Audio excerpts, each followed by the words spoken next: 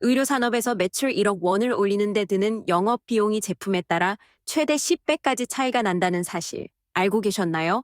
오늘은 의료기기 산업의 흥미로운 영업 전략에 대해 이야기를 나눠보려고 합니다. 음, 그렇게 큰 차이가 난다니 정말 놀랍네요. 어떻게 이런 차이가 발생하는 걸까요? 실제로 고가 의료 장비와 일회용품의 영업 방식이 완전히 다르기 때문인데요. 예를 들어 3억 원짜리 초음파 장비를 판매할 때는 고도로 훈련된 영업사원이 수개월간 직접 현장을 방문해야 하지만 일회용 의료용품은 온라인이나 전화 주문으로 처리가 가능하거든요. 그렇다면 이런 복잡한 상황에서 효과적인 영업 전략을 세우려면 어떻게 해야 할까요?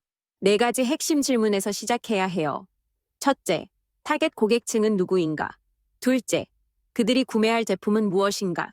셋째, 어떤 유통 채널을 활용할 것인가? 마지막으로 우리만의 차별화 전략은 무엇인가를 명확히 해야 합니다.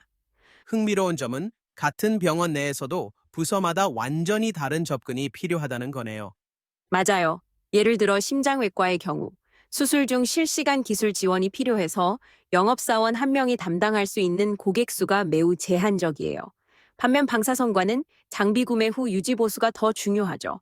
그런데 이렇게 다양한 채널과 인력을 운영하려면 비용 관리가 굉장히 중요할 것 같은데요.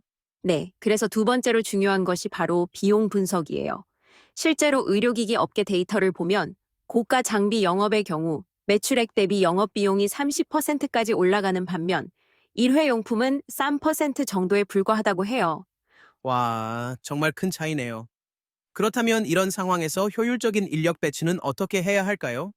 최근 트렌드를 보면 하이브리드 접근법이 주목받고 있어요.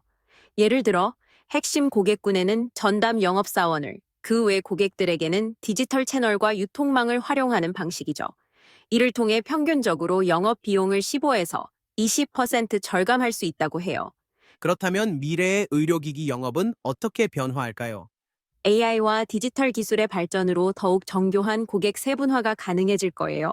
예를 들어, 구매 패턴 분석을 통해 각 병원의 구매 시기를 예측하고 맞춤형 제안을 할 수 있죠. 실제로 이런 방식을 도입한 기업들의 영업 성과가 평균 25% 향상됐다고 합니다. 정말 흥미롭네요. 결국 성공적인 영업 전략의 핵심은 고객 이해와 채널 최적화인 것 같아요. 맞아요.